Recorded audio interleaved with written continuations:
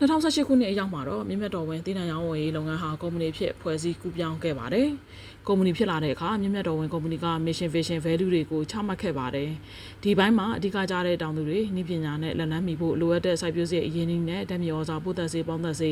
စတာတွေအချိန်ခါမီပေးအပ်နိုင်ဖို့အတွက်တိုင်းတောင်သူအဖွဲ့တွေနဲ့ပူးပေါင်းပြီးကုမ္ပဏီကဆောင်ရွက်ခဲ့ပါတယ်။နောက်ပိုင်းမှာမြင့်မြတ်တော်ဝင်ကုမ္ပဏီကတောင်သူအစုအဖွဲ့တွေကိုဆက်လက်ဖွဲ့စည်းပေးခဲ့ပါတယ်။ဒီလုပ်ငန်းတွေအရေးကြီးပုံကိုဦးမြင့်အောင်ကရုပ်သံဗီဒီယိုဖိုင်အပိုင်း6မှာရှင်းပြထားပါတယ်။ ဟုတ်ကဲ့ကျွန်တော်တို့ဒီမြင့်မြတ်တော်ဝင်မှာဒီဗီရှင်ပေါ့လေဗီရှင်ကမြင့်မြတ်တော်ဝင်ဗီရှင်ကအားလုံးအကျိုးပါဝင်နိုင်တော့စီးပွားရေးပုံစံကိုကျင့်သုံး၍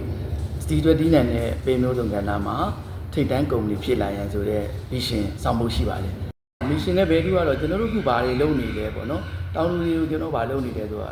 အတိအကျများရေးနီးပညာတွေပေးတယ်တောင်းလူတွေအားနည်းနေတဲ့ကျွန်တော်တို့ဒီစီးပွားရေးဆိုင်ရာအကူအညီပေါ့အထူးသဖြင့်